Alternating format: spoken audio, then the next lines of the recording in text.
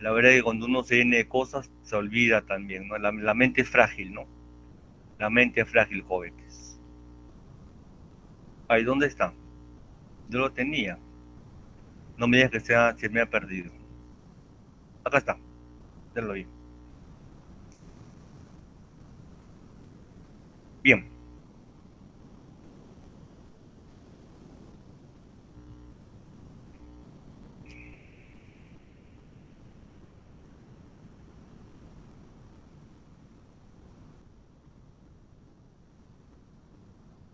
Bien, ¿están viendo la presentación, jóvenes? ¿Se ve la presentación? Sí, profe, sí se ve.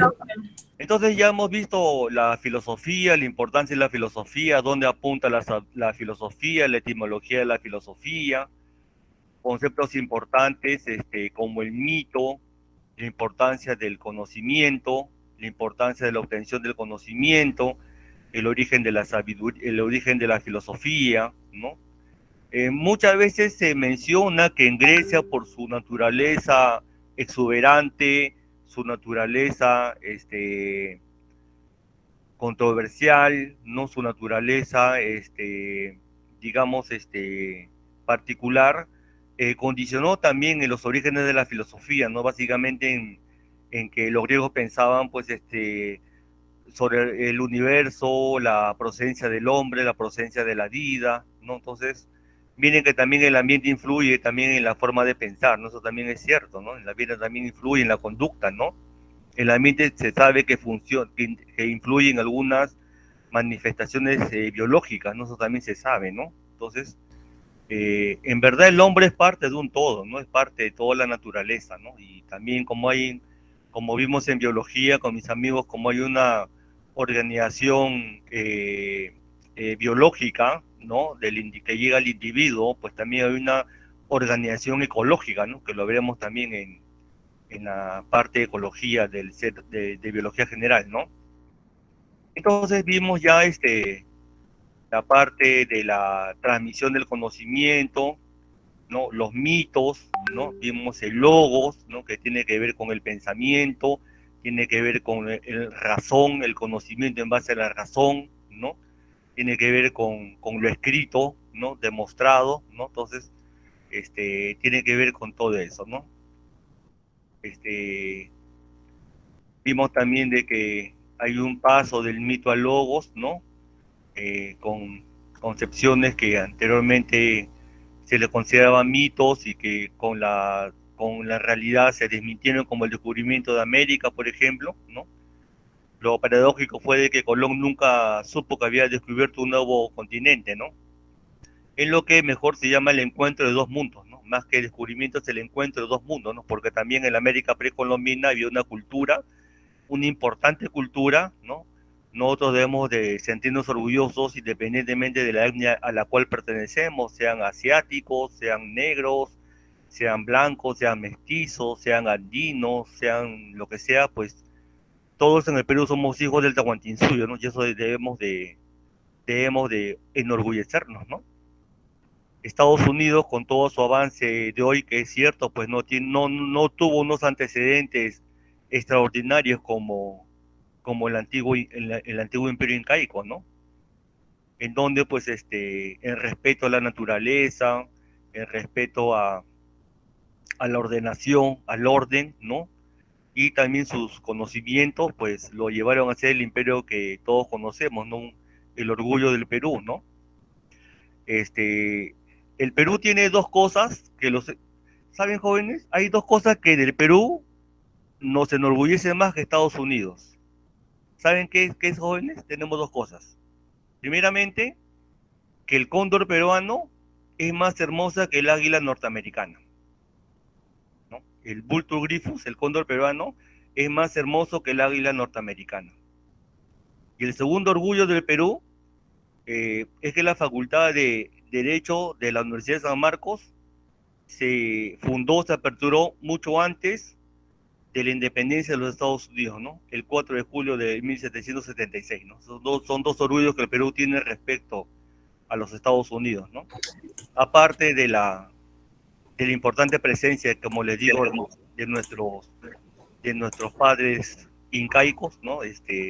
respecto a los precursores que hubo pues en América del Norte que no tuvieron un grado de desarrollo, ¿no? Si quiere entrar alguien me pasa la voz, ya no sé si llegó Jefferson o si no Matías, si ingresa alguien me pasa la voz Matías, ya, si alguien llega Mario me pasa la voz, ya, cualquier cosita me pasa la voz, ya. Si, gracias Matías, si tienen una pregunta me hacen un galón en el audio por favor, ya. Entonces vemos del mito al logo, ¿no? También los factores, acá nos quedamos, ¿no? El fin de la monarquía, hablamos de la Revolución Francesa, que fue pues una desesperación de la clase política dominante, ¿no? La clase aristócrata, que fue pues una mala política de Luis XVI y de sus antecesores, ¿no? Un desprecio por la gente, ¿no? De ahí de que trajo los principios de la Revolución Francesa, ¿no? La igualdad, perdón, la libertad, igualdad y fraternidad, ¿no? Que fue pues influenciada por los filósofos de la enciclopedia, los enciclopedistas como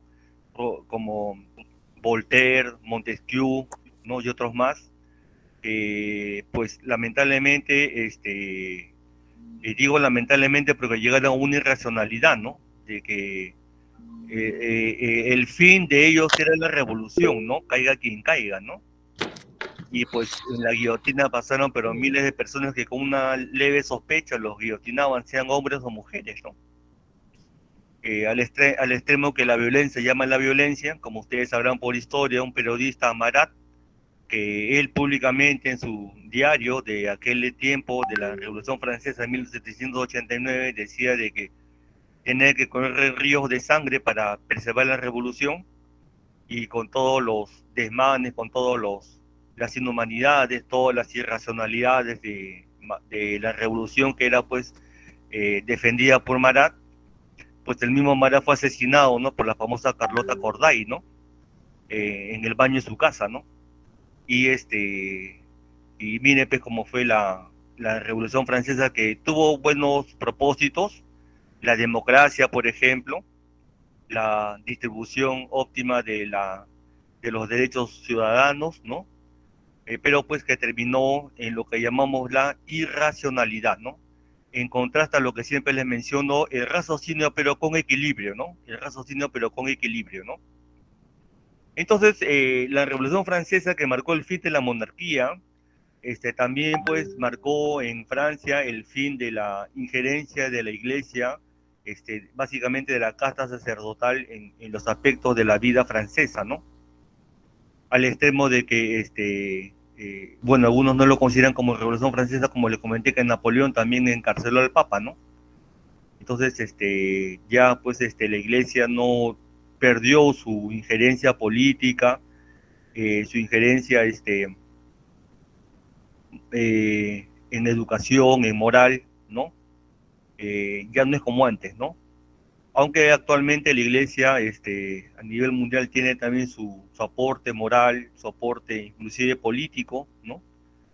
Aunque no lo expresen abiertamente, pero dentro de la propia iglesia, de todas las vertientes, siempre hay algunas corrientes, ¿no? Aunque la iglesia como tal no debe tener injerencia en la política, ¿no? Pero sí lo pienso yo, los que se adscriben a una determinada corriente religiosa, ¿no? Y eso de manera particular y de acuerdo a la, de acuerdo al libre albedrío de cada uno, ¿no? Pero ya digamos el poder de la iglesia de antaño, de la Edad Media, de la Edad Moderna hasta la Revolución Francesa ya no es como ahora, ¿no? Entonces, siempre la iglesia tiene pues una importancia como aspecto moral, como aspecto conductual, también tiene una importancia educativa. En el Perú es tremendo, ¿no? El aporte educativo en la Iglesia Católica es importantísimo, ¿no? Y quieran o no, pues acepten o no acepten, la Iglesia Católica tiene que ver mucho en la historia del Perú, ¿no? Entonces, pero de todas maneras ya hubo un divorcio, ¿no? Entre las ideas religiosas y el aspecto del desenvolvimiento humano, ¿no? Que pues algunos lo llevan al ateísmo, al agnosticismo, pero que otros pues conservan sus ideas religiosas y bueno, se desenvuelven según si son cristianos, la enseñanza de la Biblia, ¿no?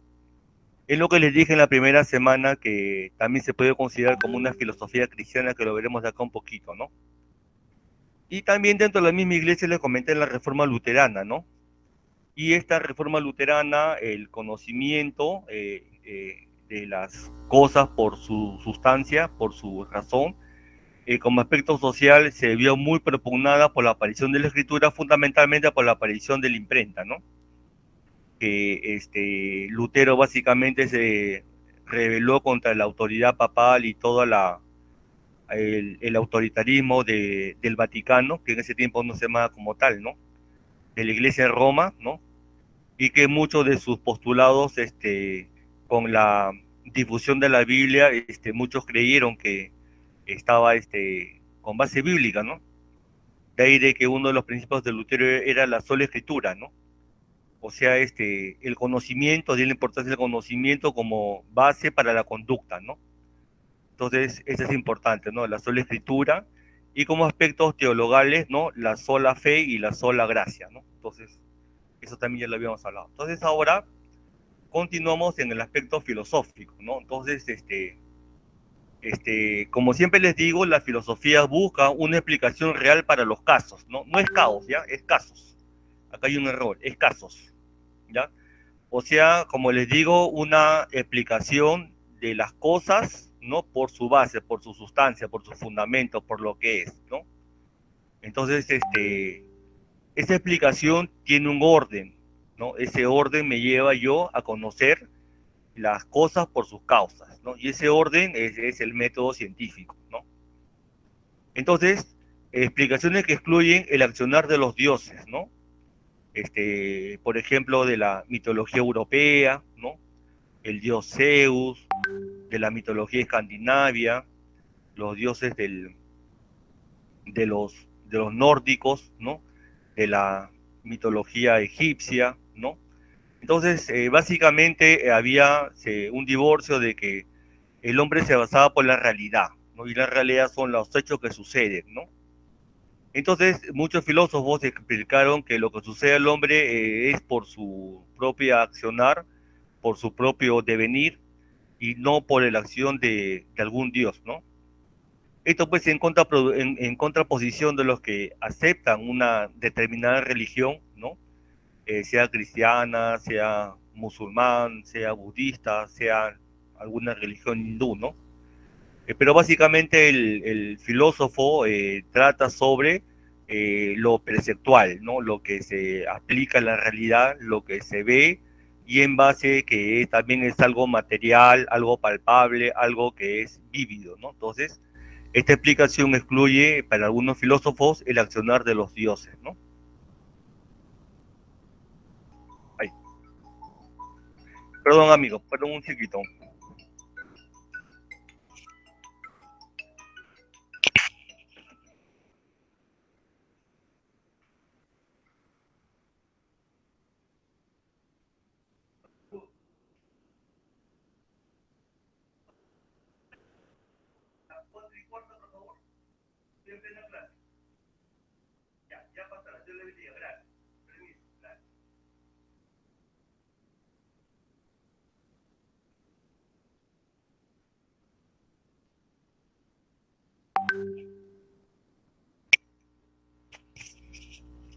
Bien, entonces,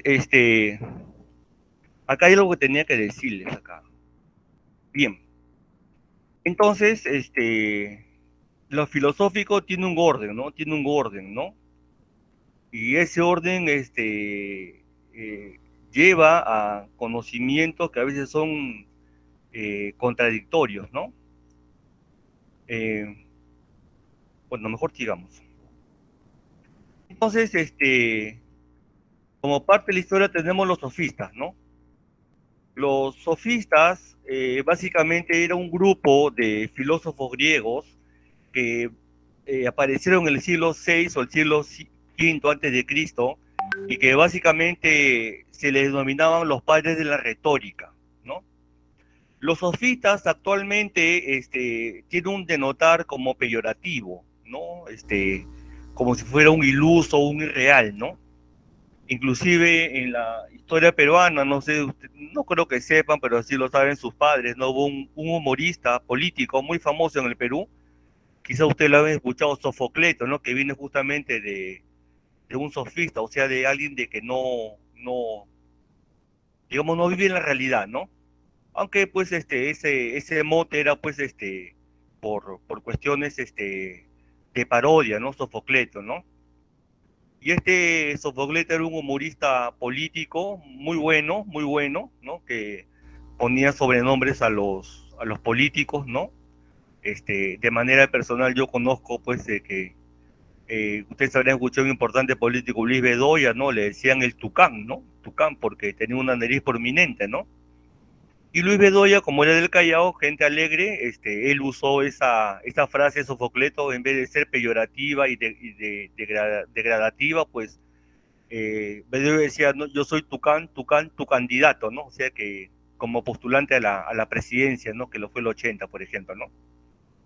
De manera chistosa le salían a Sofocleto, me acuerdo cuando yo era niño, unos chistes muy bonitos, como por ejemplo, en el año 80, sus padres quizás se acuerden, había un ministro de Economía, Mandulo Yo Elías, ¿no? Que siempre lo criticaban por ser capitalista, imperialista, ¿no? Que estaba al servicio de Estados Unidos, ¿no?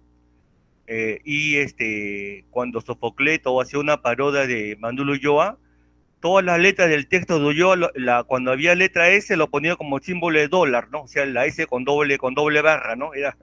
Era bien colosal, era Sofocleto, ¿no? Tremendo, ¿no? Entonces, esa es la parte, digamos, la degeneración del término sofista, ¿no? Pero en verdad los sofistas eran una escuela filosófica griega que eran los padres de la retórica, ¿no? O sea, que usaba diferentes tipos de metodologías, grabaciones, ¿no? Algunas consideraciones para que puedan ellos convencer con su discurso, ¿no? Entonces, estos sofistas tenían al hombre como la importancia de su conocimiento, ¿no? Entonces, los sofistas eran importantes porque propugnaron la retórica en el debate de las cosas, ¿no? Y básicamente en la retórica, y yo como docente lo sé, que tengo yo que valerme de todos los mecanismos, de todas las herramientas pedagógicas necesarias, ¿no? El lenguaje, las preparaciones de transparencias, acetatos, PPT, videos, ahora todo con lo que hay del Internet, para hacer didáctica una enseñanza y que el oyente me comprenda, ¿no? Entonces, esa es la importancia de la retórica, ¿no? Estos sofistas propusieron su interés por la demostración mediante la palabra que llevaron el estudio de las figuras del discurso, ¿no? O sea, de que utilizaron figuras para demostrar sus discursos, ¿no? Y ellos pregonaron la retórica como un conjunto de reglas o principios que se refieren al arte de hablar o escribir de forma elegante, ¿no?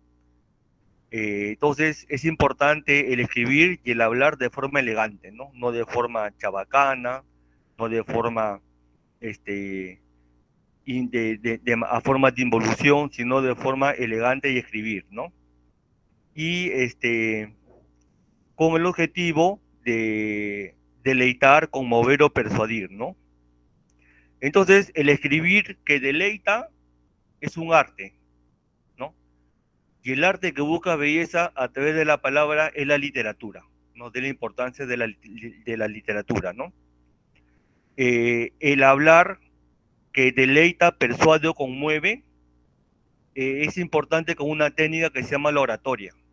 Es importante estas técnicas de oratoria, ¿no? De convencer más que convencer, enseñar, ¿no? Todo también con el mucho hablar también y que lo capte una persona que no tenga una base cultural adecuada, pues lo puede convencer hacia cosas malas, ¿no? Entonces, eso es lo que pasó, por ejemplo, en la Francia de la Revolución con Robespierre, por ejemplo, que era un retórico en la oratoria y que le decían el incorruptible, ¿no? pero que lamentablemente pues cayó en la irracionalidad con toda la Francia de la guillotina, ¿no? Y al final este mismo Robespierre fue también guillotinado, ¿no? Entonces, para que vean la locura en la cual terminó la Revolución Francesa, ¿no? Aparte, independientemente de los buenos objetivos que tuvo al inicio, ¿no? La libertad, la igualdad y la fraternidad, ¿no? Entonces, siempre jóvenes el pensamiento equilibrado, ¿no? Siempre el pensamiento equilibrado, ¿no? Entonces los retóricos también propusieron una investigación científica del lenguaje, o sea, la forma de comunicación. Y la investigación científica del lenguaje ahora es una forma de lo que conocemos la gramática, ¿no? O sea, la parte de la lingüística que confluye un conjunto de normas y reglas para hablar y escribir correctamente una lengua o idioma, ¿no? O sea, con las palabras precisas, ¿no? Con palabras sin jerga, sin groserías, ¿no? Con palabras adecuadas para podernos expresar, ¿no? Entonces, eso es importante, ¿no? Entonces los sofistas propugnaron la retórica y la gramática, ¿no? Entonces, una de sus enseñanzas de los sofistas fue de que propugnaron una cultura general. ¿Qué es la cultura general?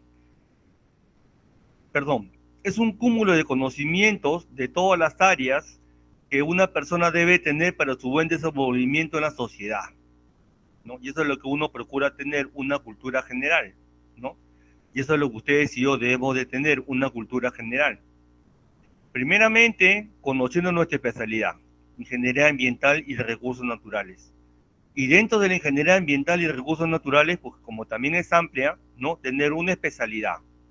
Sistema integrado de gestión, tratamiento de agua potable, tratamiento de agua, perdón, residual. Podemos tener auditoría ambiental, podemos especializarnos en recursos naturales, podemos especializarnos en toxicología ambiental, qué sé yo, no sea dominar ese campo porque es parte de nuestra propuesta a la sociedad. Pero también tener cosas genéricas de la carrera, ¿no? Como le dije la semana pasada, temas genéricos de contaminación de suelo, temas genéricos de mecánica de fluidos para ingeniería o de operaciones unitarias ambientales, cosas generales, ¿no? Como también cosas generales de otras áreas que no es ingeniería ambiental. Por ejemplo, yo le digo en biología lo que nunca deben de olvidarse, que es la definición de la célula, que es la glucosa, la definición de biología, ¿no?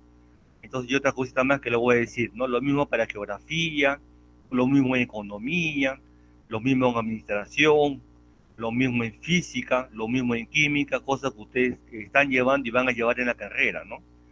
Pero no solamente este conocimiento de la universidad es propio de la cultura general, ¿no? También tenemos que tener una cultura en política, por ejemplo, una cultura en filosofía, por ejemplo, lo que estamos acá conversando, una cultura en artes, por ejemplo, ¿no? En literatura, ¿no? Literatura científica que les di con Raquel Carson, por ejemplo, arte en música, como les di, por ejemplo, con Martín Niemöller, luego vinieron por mí, que a mí me impacta bastante ese poema, ¿no? O espero que hayan visto la semana pasada la hermosa voz de Ima Suma, por ejemplo. Ahora también le voy a dar un par de canciones hermosas para elevar el arte en el aspecto musical, ¿no? En la pintura, por ejemplo, en la danza, por ejemplo, ¿no? Y también en cosas, pues, de la actividad diaria, ¿no? La economía, un poco de gastronomía, ¿por qué no? ¿No? Lamentablemente, pues yo crecí en una cultura en que habían cosas para hombres y cosas para mujeres, ¿no? Lamentablemente, ¿no? Claro que naturalmente las hay porque somos diferentes, pero, por ejemplo, pues antes se decía que la cocina era solo para las mujeres y no para los hombres, ¿no? Yo crecí así, ¿no? Pues yo ni siquiera sé hervir el agua, ¿no? En la tetera, ¿no? O sea, no, yo no crecí en la cocina, ¿no? Yo crecí en la calle, ¿no? Cuando ahora pues se sabe que todos tenemos pues la necesidad de cocinar, no tanto hombres como mujeres, ¿no? Yo, por ejemplo, cuando yo crecí, pues el vóley era solamente para mujeres y el fútbol para hombres, ¿no? Esa era pues era una diferencia marcada, sustancial, ¿no? Cosa pues de que no es del todo cierta, ¿no? Entonces, son cosas de la cultura general que debemos de tener, ¿no? Entonces, la cultura general es un cúmulo de saberes, ¿no? Que una persona dispone sobre temas variados, ¿no? Y algo que se está perdiendo, ¿no? Que yo veo que se está perdiendo en la educación general en todos los niveles, y yo les recalco para que ustedes lo conozcan y lo vivan, son las reglas de urbanidad y buenos modales, ¿no? Entonces, estas reglas de urbanidad y buenos modales, que es el concepto de regla de urbanidad, está asociado a una serie de comportamientos que se espera que tengan las personas con el fin de convivir pacíficamente en sociedad, ¿no? O sea, la buena conducta, el respeto a los demás, el respeto a la naturaleza, porque como ambientalistas sabemos de que el daño a un lugar de la naturaleza al final es un daño a todo el planeta Tierra, ¿no? Entonces, eso es importante, ¿no? Por ejemplo, una regla de urbanidad de buenos modales es no botar basura en el suelo, por ejemplo, ¿no? Si tenemos, por ejemplo, un papel, botarlo en un contenedor de la vía pública. Si tenemos una cáscara de plátano y no hay un contenedor dentro de la vía pública de la calle de la avenida, pues colocarlo en el bolsillo hasta llegar a la casa para disponerlo en el tacho, o pues en el camino si hay un disponedor de residuos colocarlo ahí, ¿no? Pero no botarlo directamente al suelo, ¿no? Porque eso contamina, ¿no? Entonces tenemos esa norma de urbanidad y buenos modales, ¿no? El uso adecuado del agua, por ejemplo, ¿no? El agua potable para su preparación cuesta, ¿no? Cuesta, ¿no? Y lamentablemente, pues en el Perú no hay una política de regar las áreas verdes con agua tratada, ¿no? Algunas municipalidades lo tienen, pero no es una política generalizada, ¿no? De cultivar las áreas verdes, perdón, regar las aguas verdes con agua tratada, ¿no? Agua tratada, ¿no? Porque el agua potable pues genera costo. Hay el problema mundial del agua. Lima es una ciudad, un gran desierto que tenemos problemas en la distribución de agua. Por ejemplo, ayer en mi casa hubo corte de agua, por ejemplo. Felizmente que mi mamá por previsión tenemos una pequeña cisterna que nos abastece. Pero hablando del agua, pues lamentablemente pues, en el Perú hay más de 4 millones de peruanos que no tienen agua y desagüe, ¿no? Lamentablemente, ¿no? Que también es un gran problema, ¿no? Claro que es un problema muy complejo, problema económico, social, de planificación, ¿no? Lamentablemente, pues muchas personas no tienen dinero suficiente para habitar en una zona urbanizada que ya se construye profesamente para vivienda con todos los servicios de agua y desagüe, ¿no? La mayoría en Lima, por ejemplo, muchas áreas han sido invasiones, ¿no? Que, bueno, de a poco han tenido sus servicios, como San Martín de Porras, por ejemplo, ¿no? Como Villa El Salvador, por ejemplo, aunque hay zonas de Villa El Salvador, zonas de Independencia, zonas de Villa María del Triunfo y otras zonas más, zonas de Coyique que lamentablemente pues, no tienen estos servicios, ¿no? Y que ya han sido pues algunas zonas de invasión, ¿no? O de venta pues de inescrupulosos traficantes de terreno, quizás en los pobres, o lotizan una zona porque son pobres entre comillas, pasa un mes y el pobre ya no es pobre, lo vende a otro pobre, ¿no? Y gana dinero de su comiente por vez, de su, entre comillas, pobreza, ¿no? Entonces, eso también se presenta en el Perú, lamentablemente, ¿no? Entonces, la cultura del agua es muy importante, ¿no? Es muy importante y como ambientalistas debemos de tener, ¿no? Estas normas de urbanidad relacionadas a la parte ambiental, ¿no? Pero también, por ejemplo, tenemos, ahora que estamos en el COVID, el estornudar, tenemos que cubrirnos la boca y la cara, ¿no? ¿Por qué? Porque si estornudamos, si no tenemos una cubierta con el antebrazo en la boca y en la nariz, pues estornudamos y todas las gotas del estornudo que a otra persona, la cual es contraproducente y falta de respeto, ¿no? Otra norma de urbanidad es el respeto a las mujeres, ¿no? Y ¿cómo se llama? Cuando estamos, ¿cómo se llama? En un lugar, pues dejar pasar primero a las mujeres, ¿no? Dejar pasar primero a las mujeres, ese respeto que se debe tener a toda mujer, ¿no?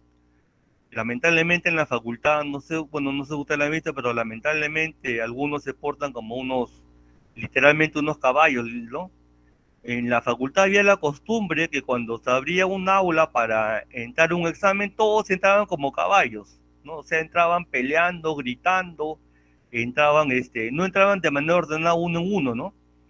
Entraban como sea para ubicar los últimos sitios, generalmente para plagiar, ¿no? Esa es la verdad, ¿no? Ahora que no todos son así, ¿no? Pero a mí eso me molestaba bastante, decir que le decía, van a entrar uno por uno y primero entran las mujeres, ¿no? Y los que, ¿cómo se llama? Han llevado mi curso saben que así es, pues, ¿no? Lamentablemente, ¿no? Pero no sé por qué tuvieron esos chicos esa costumbre, ¿no? Inclusive también mujeres entraban al juego, no entraban, pero peor que barra brava, ¿no? O sea, esa es una actitud pues inadecuada y irracional de jóvenes universitarios. Al final todos van a entrar y se entra de manera ordenada, primero dando lugar a las mujeres, ¿no? Pero no entraban primero los hombres, se ubicaba en un lugar especial, ¿no? Eso demuestra un egoísmo, ¿no? Un egoísmo que debemos de erradicar, ¿no? También tenemos que respetar los espacios destinados a personas con discapacidad, tenemos que respetar al peatón, ¿no? Por ejemplo, si estamos en una esquina y viene un auto, se detiene para que no cede el paso de caminar, pues saludar, ¿no? Dar gracias al chofer que se detiene, ¿no? Como una muestra de cortesía, ¿no? Entonces, hay que tener jóvenes las reglas de urbanidad y buenos modales, ¿no? Y son más normas de manera genérica, ¿no? Entonces, esta cultura general es útil para desempeñarse en la vida pública, ¿no? Que es lo cosa que lamentablemente se está perdiendo, ¿no? Ay, santo Dios, 3:21. Entonces, lo malo de que, a ver, entonces, como le decía, los sofistas argumentaban para persuadir, o sea, utilizaban el arte de la retórica para persuadir, es decir, lograr que el oyente tome un conocimiento de lo que yo le imparto y ese conocimiento aplique a una actitud del oyente, que es lo que yo deseo, ¿no? Entonces, esa es la persuasión, ¿no? Y esa persuasión es importante en la participación en asambleas, ¿no? Ahora, esto es importante en la ingeniería ambiental, ¿por qué? Porque nosotros como ingenieros ambientales podemos participar en los estudios de impacto ambiental, ¿no?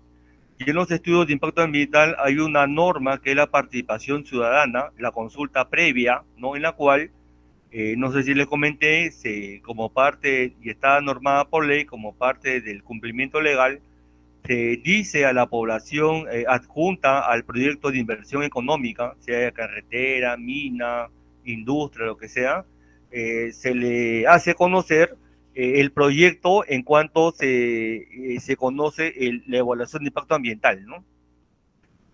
Y en la evaluación de impacto ambiental, como saben mis amigos de biología, que también lo conversamos este lunes, ¿no? Hay una línea base biológica, una línea base física y una línea base social, ¿no? ¿No? Entonces, tiene que haber pues una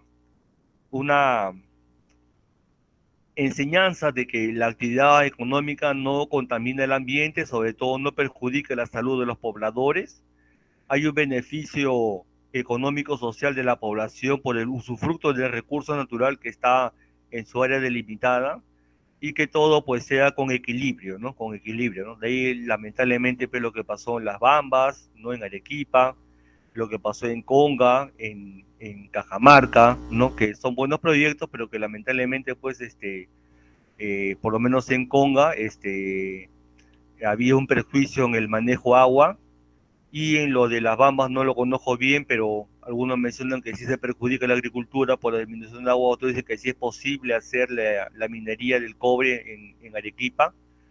Lo cierto de que hay que tener conocimiento adecuado de ese proyecto y propugnarlo, ¿no? Y que se dé, ¿no? Como se da en Australia, como se da en Canadá, por ejemplo, ¿no? Con respeto a la naturaleza, ¿no? Minería sí, pero con respeto a la naturaleza, ¿no? Y para tener ese conocimiento de respeto a la naturaleza hay que ser técnicos, hay que tener especialidad en esas ramas de las ciencias ambientales, ¿no? Y ser verosímiles para determinar a la población un proyecto, en este caso humano, por ejemplo económico, que ambientalmente no perjudique a una sociedad y sobre todo no altere su salud, ¿no? Que también se puede presentar, ¿no? Entonces, esa es la importancia de una buena expresión, no como la retórica, ¿no? Entonces tenemos la doctrina del hombre, que el hombre es el punto del conocimiento.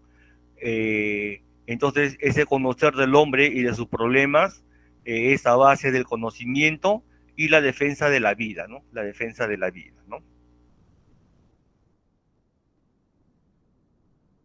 Tenemos Heráclito, otro importante filósofo griego que nació en la actual Turquía. Él creía que el mundo estaba regido de acuerdo con lo que se denominó el logos, ¿no? De ahí la importancia del logos, una vez más, la palabra algo que es importante luego, la razón y el discurso, ¿no? O sea, propugnaba el conocimiento de las cosas por sus causas, ¿no? Heráclito es considerado como el padre de la dialéctica, o sea, la dialéctica es una técnica para obtener conocimiento en base a un debate, o sea, un intercambio de ideas, ¿no? Con posiciones contradictorias, ¿no? Preguntas contradictorias para que haya una discusión, un debate, se amplíe el conocimiento de un tema y al final se saque conclusiones, ¿no? Entre comillas, verdades, ¿no? De aquel tema, ¿no? Esa es la dialéctica, ¿no? Que lo veremos después, ¿no? El que aprende el proceso del desarrollo, el sabio es el que aprende el proceso del desarrollo, ¿no? O sea, el aprender es parte cognitiva y el desarrollo es actividad, o sea, actitud, desenvolvimiento. De ahí de que es sabio es que lo que conoce, lo aplica, lo hace, ¿no? El sabio es el que conoce, lo aplica y lo hace, no solamente el que lo conoce nada más, ¿no? El que lo conoce solamente es científico, pero el sabio es el que lo conoce, lo aplica y lo hace, ¿no? Ese es el sabio. Parménides, en cambio, él propugnó también que el cambio es por medio de la razón, ¿no? Propugnó de que el hombre es un ser inmutable, que no hay variación en el hombre, de que el hombre es eterno, ¿no? Y de que el hombre es único, ¿no? Entonces, eso es lo que propuso Parménides, otro filósofo griego, ¿no? Entonces ya los filósofos, de una u otra manera, independientemente de la escuela, siempre propugnan el conocimiento por medio de la razón del intelecto, ¿no? De todas las escuelas filosóficas tienen esa como base, ¿no? O sea, el entendimiento, que el hombre entiende las cosas a partir de su parte cognitiva, ¿no? De su actividad intelectual, ¿no? Y para tener ese conocimiento, pues hay varias formas agrupadas en el método científico o también antes de la aplicación del método científico un conocimiento empírico, ¿no? Pero que después ese conocimiento empírico muchas veces ha sido el conocimiento empírico básicamente el conocimiento por la experiencia, ¿no? O sea, ¿por qué el fósforo cuando prendo sale una llama? ¿No? Yo sé que si prendo un fósforo me sale una llama, pero yo lo sé por experiencia, pero ¿por qué sale una llama? Eso inicialmente no lo sé, pero ya pues con el método científico se demostró por qué sale la llama, ¿no? La combustión, la liberación de energía, la formación de la llama, ¿no? Se combustió en un material combustible, ¿no? Entonces eso ya se conoce, ¿no? Y en cuanto a que el hombre es eterno, bueno, esto no es cierto, ¿no? ¿Cómo se llama? No somos eternos, ¿no? Ya en bioquímica habíamos visto alguna definición de los seres vivos y en biología estamos viendo algunas características, pero todos sabemos de que el ser humano, en general el ser vivo, nos circunscribimos en el ser humano, el hombre nace, crece, se reproduce y muere, ¿no? O sea, no somos eternos, ¿no? Pero sin embargo, esta eternidad de Parménides da pues un devenir a un conocimiento de la parte psicológica, ¿no? Del ser nuestro que condiciona una conducta, una actitud. Aunque pues algunos no creen en el alma ni en el espíritu, ¿no? Pero sin embargo, este conocimiento de la eternidad, entre comillas, ¿no? Porque biológicamente no somos eternos, ¿no? Condiciona un conocimiento de algo de nuestro ser que condiciona nuestra actitud, nuestra conducta, nuestros sentimientos, nuestros deseos, nuestros valores, que nos guste algo, que no nos guste otra cosa, o sea, conductas, ¿no? Actitudes, ¿no? Deseos que diferencian a una persona a otra, aún de la misma especie, ¿no? Muchas veces es estudiado por la psicología, por la antropología, en el aspecto patológico del punto médico por la psiquiatría, también interviene la neurobiología, que es muy importantísima la neurobiología y maravillosa la neurobiología, ¿no? Y menciona de que el ser humano es único, ¿no? Y esto es importante que el ser humano sea único porque en verdad lo es, ¿no? No hay otra especie como el hombre, así como cada especie es única, ¿no?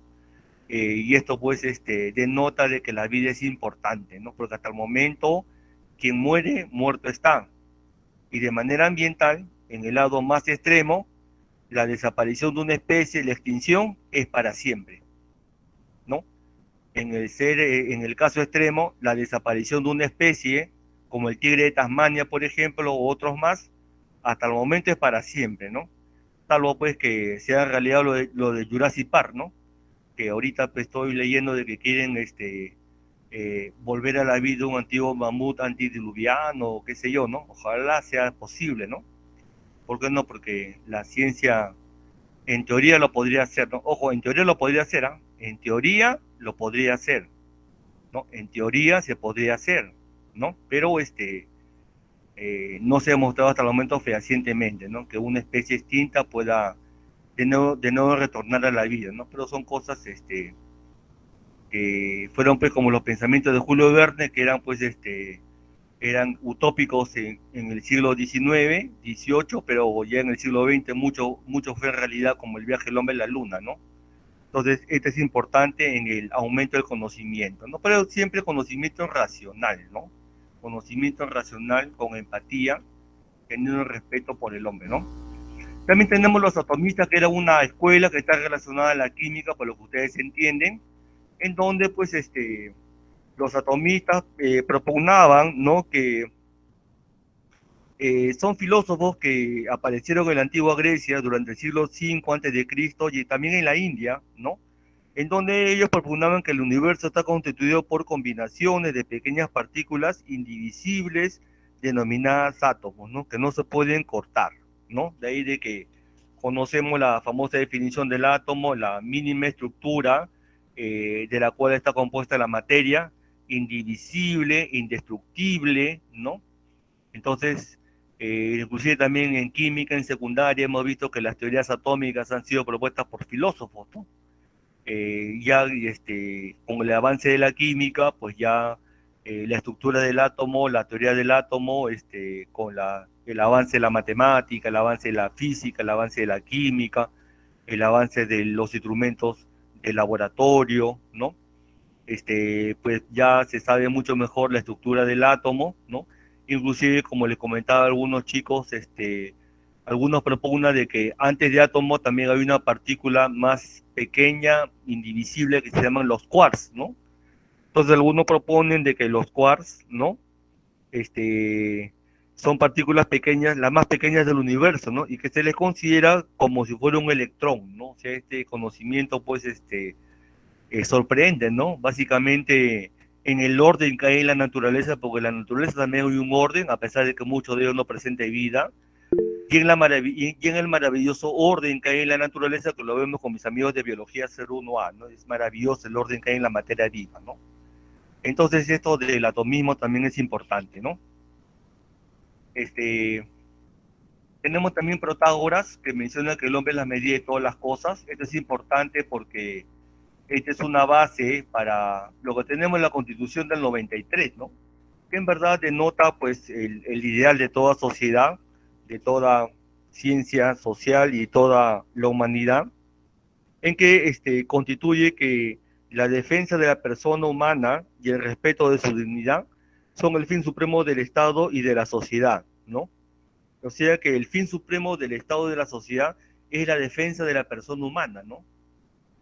Sea cual fuere, ¿no? O sea que porque todos somos iguales ante la ley, ¿no? Porque todos tenemos derecho a la vida. Y sobre eso se apoya pues la Ley General del Ambiente, ¿no? La 28611, que también deben de conocerlo en el verano, sus vacaciones, ¿no? Léanlo, es bonita, la Ley 28611, ¿no? La que se propugnó en el 2005, 2008 me parece. La cual menciona de que la Ley General del Ambiente establece que toda la persona tiene el derecho irrenunciable, ¿no? Irrenunciable a vivir en un ambiente saludable, equilibrado y adecuado. ¿Para qué? Para el pleno desarrollo de la vida. Y el pleno desarrollo de la vida está ligado a la dignidad de la persona humana, ¿no? Entonces, miren la Constitución, la ley de leyes, ¿no? En el Perú, como también otras constituciones similares, básicamente en países democráticos, ¿no? Tiene pues al centro de su subsistencia, trabajo, política, legislación, la defensa del ser humano, ¿no?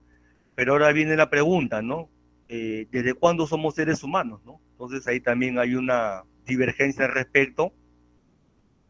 Por ejemplo, está ligado al tema del aborto, por ejemplo, ¿no? Está ligado al tema de la concepción, por ejemplo, al tema de la humanidad de la persona, ¿no? Y también algunas características que más adelante les mencionaré.